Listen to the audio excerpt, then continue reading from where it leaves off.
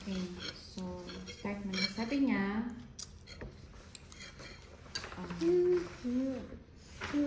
Gab, the pygmies love to talk with Antaeus. And 50 times a day, one or another of them would turn up his head and shout through the hollow of his feet. Hello, brother Antaeus. Ayan. How are you, my good fellow? Ayan. Ano yung 50 times a day every 30 minutes? Hindi mga every 20 minutes. Grabe naman. Okay, tapos? So, then after that, the giant would reply, very good, thank you, pygmy. Ganon. Then after that,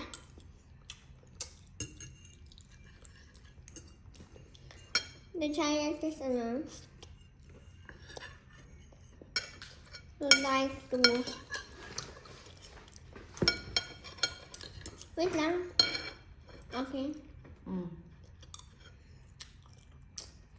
The giant, and then also the pygmies could just and